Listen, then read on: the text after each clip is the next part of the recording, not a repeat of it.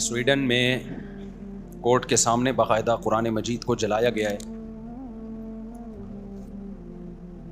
مسلمان کوئی کام کرتے ہیں, کوئی جذباتی پن دکھاتے ہیں جب, تو یہ یورپی کنٹریز چیختے ہیں کہ یہ مسلمان جذباتی ہوتے ہیں, مار دھاڑ کرتے ہیں, قتل و غارت کرتے ہیں.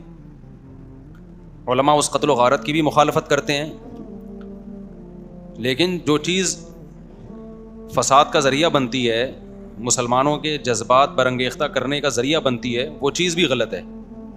دیکھو اسلام نے حکم دیا وَلَا تَسُبُّوا الَّذِينَ يَدْعُونَ مِن دُونِ اللَّهِ فَيَسُبُّوا اللَّهَ عَدْوًا بِغَيْرِ عِلْمٍ, کہ تم ان کے جھوٹے خداؤں کو برا بلا مت کہو, ورنہ یہ بھی تمہارے خدا کو برا بلا کہیں گے. حالانکہ اسلام ان کے خداؤں کو جھوٹا کہہ کے بھی کہہ رہا ہے کہ ان کو برا بلا مت کہو. قرآن میں الحم سے لے کے والناس تک کتنی جگہ بت پرستی کی مخالفت ہے کہ بتوں کی عبادت مت کرو, لیکن پھر بھی قرآن کہہ رہا ہے اس طرح سے رد مت کرو کہ یہ تمہارے خدا کو برا کہیں. تو آپ بتائیے, جو مذہب کسی دوسرے مذہب کا مذاق اڑانے کی اجازت نہیں دے رہا, اس کے باطل ہونے کے باوجود کہہ رہا ہے اس طرح سے رد مت کرو کہ وہ تمہارے خدا کو یا رسول کو برا بلا کہنا شروع کر دیں, تو وہ مذہب کتنا پیسفل ہوگا اور وہ کتنا لوگوں کے جذبات کا خیال کر رہا ہے.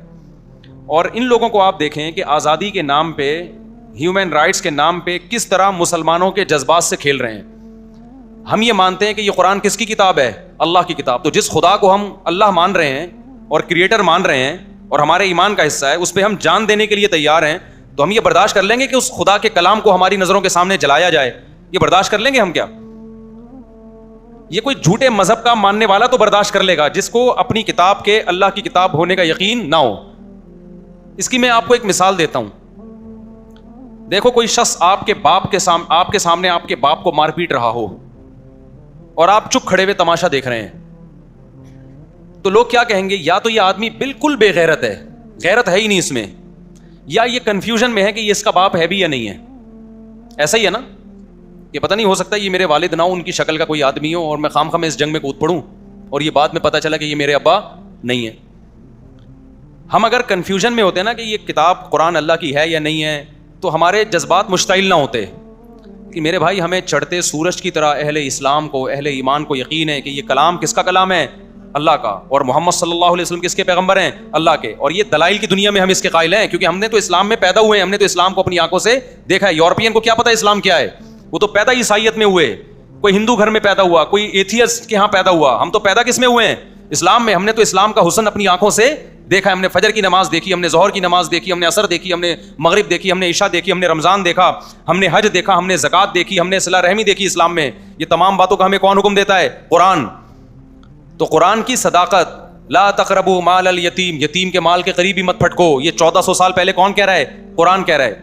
لا ترثوا النساء, لا یحل لکم ان ترثوا النساء کرہا, اے ایمان والو تم عورت کے مال زبردستی نہیں کھا سکتے. یہ ویمن رائٹس 1400 سال پہلے کون بیان کر رہا ہے؟ قرآن بیان کر رہا ہے. انما الخمر والمیسر والانصاب والازلام, جوا اور شراب حرام ہے, ہم جوا نہیں کھیلتے, ہم شراب نہیں پیتے. یہ کون کہہ رہا ہے؟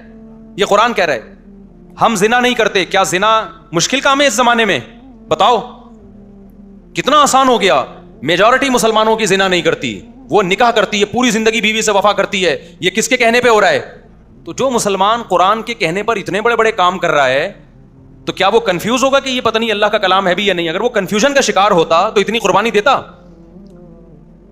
تو یورپین اقوام کو یہ بات سمجھنی چاہیے کہ مسلمان کی نظر میں قرآن کا جلانا ہلکا معاملہ نہیں ہے. اس سے دنیا کا امن تباہ, کیا بیڑا غرق ہو جائے گا امن کا. مسلمان آرام سے نہیں بیٹھے گا. اور وہ ہمارے ہم نہیں بدامنی پھیلانے کے قائل ہیں. ہم تو وہ جو واقعہ ہوا تھا توہین رسالت کے مرتکب کو, جو توہین تو اس بیچارے نے کی بھی نہیں تھے, جو اسٹیکر پھاڑ دیے تھے اس کو مسلمانوں نے غلط کیا, اس کو قتل کرنا بنتا نہیں تھا. لیکن جیسے یہاں جذباتی لوگ ہیں, ہم ان کو جذباتیت سے روک رہے ہیں کہ دنیا میں بدامنی مت پھیلاؤ, تو یہ یورپین اقوام کی بھی ذمہ داری بنتی ہے کہ اس جذباتیت پہ آپ بھی کیا کریں؟ کنٹرول کریں. ورنہ نہ معاملہ ہمارے ہاتھ میں رہے گا, نہ آپ کے ہاتھ میں رہے گا. ہٹلر نے جنگ کا آغاز کیا تھا نا, وہ بھگتنا ساری دنیا کو پڑا ہے. تو غلطی کس کی تھی؟ ہٹلر کی تھی کہ نہیں تھی؟ خدا کی قسم اس سے بڑی جنگ دنیا میں چھڑ سکتی ہے اگر اس طرح سے قرآن کو جلایا جاتا رہا اور محمد صلی اللہ علیہ وسلم کی توہین کی جاتی رہی. اور اس جنگ کے ہم ذمہ دار نہیں ہیں. ہم تھوڑی کہتے ہیں لوگوں سے کہ لڑو اور اس طرح قتل ہو. ہم تو کہتے ہیں بھائی لیگل راستہ اختیار کرو, قانونی راستہ اختیار کرو. تو جب گورنمنٹ کی سرپرستی میں یہ کام ہو رہا ہوگا تو لوگ لیگل راستے کے لیے جائیں گے کہاں؟ کہاں جائیں گے لوگ لیگل راستے کے لیے؟ لوگ پھر ہماری بات سنیں گے کہ امن سے رہو اور پرامن احتجاج؟ لوگ کہاں سنیں گے؟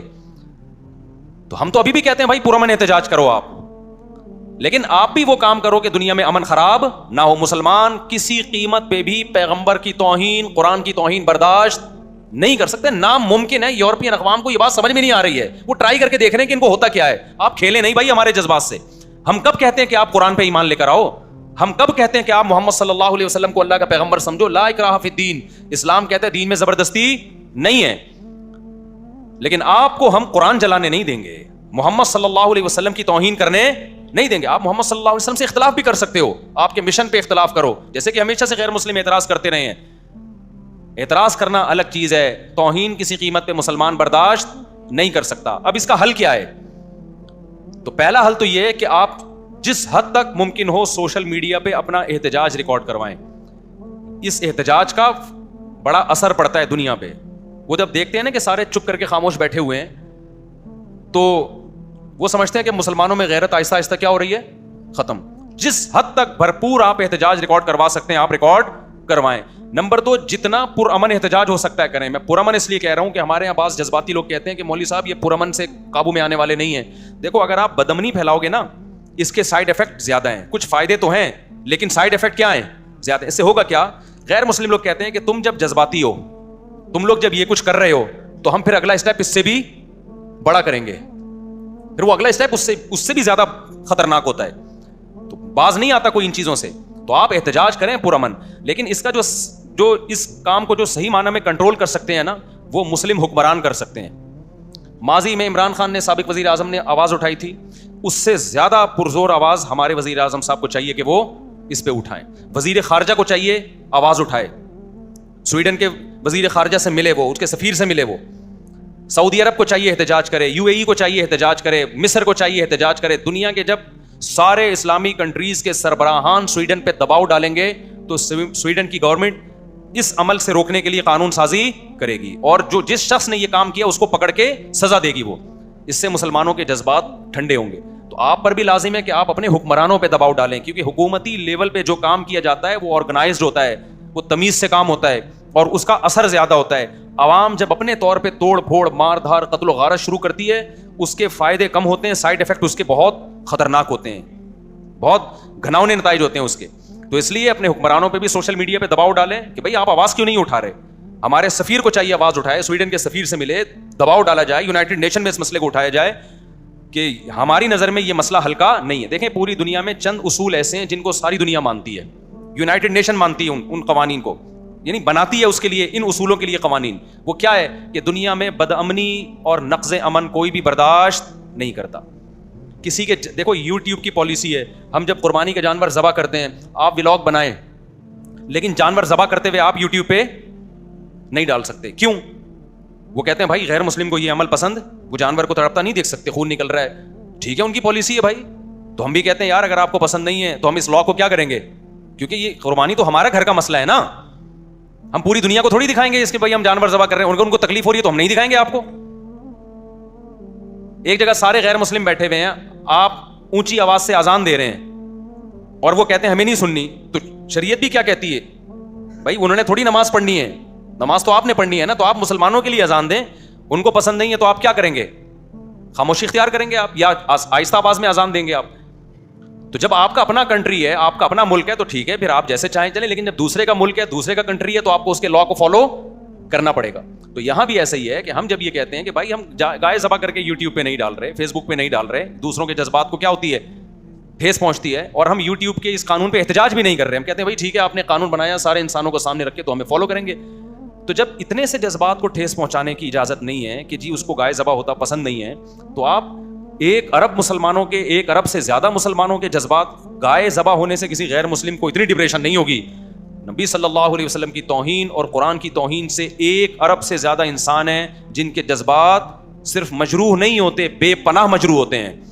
تو یہ چیز دنیا میں نقض امن کا، بد امنی کا سبب ہے. یہ ایسی چیز ہے جس کو غیر مسلم بھی مانے گا اگر اس میں عقل ہوگی. تو سویڈن کی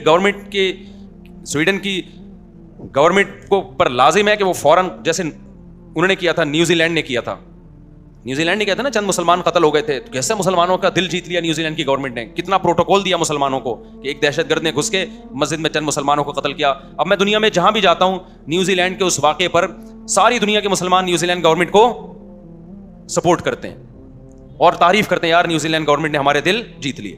تو اگر سویڈن کی گورنمنٹ یہ کام کرے گی بھائی، یہ آپ دنیا میں بدامنی کا ذریعہ بنو گے، ساری دنیا آپ کو برا بھلا کہے گی، ساری دنیا آپ کو پر جو ہے وہ لعنت بھیجے گی. تو اس لیے سوشل میڈیا پہ جتنا احتجاج کر سکتے ہیں کریں آپ. اور دوسری بات یہ اپنے حکمرانوں پہ دباؤ ڈالیں کہ وہ اس پر اپنا احتجاج ریکارڈ کروائیں، سویڈن کے سفیر سے ملیں، ان کی وزارت خارجہ سے ملیں، ان پہ دباؤ ڈالیں. جب حکومتی سطح پہ دباؤ آئے گا نا، دیکھو انڈیا میں مسلمانوں پہ ظلم شروع ہوا، جب سعودی عرب نے دباؤ ڈالا تو ظلم میں کمی آئی، پھر جب سعودی عرب کی طرف سے دباؤ کم ہوتا ہے پھر ظلم بڑھنا شروع ہو جاتا ہے. تو گورنمنٹ لیول پہ جو کام ہوتا ہے وہ بڑا اسٹرانگ ہوتا ہے، لیکن گورنمنٹ جمہوری ہے وہ جب ہی کرتی ہے جب پبلک کا دباؤ ہوتا ہے. پبلک کا دباؤ نہیں ہوگا تو حکومت بھی آرام سے بیٹھ جائے گی.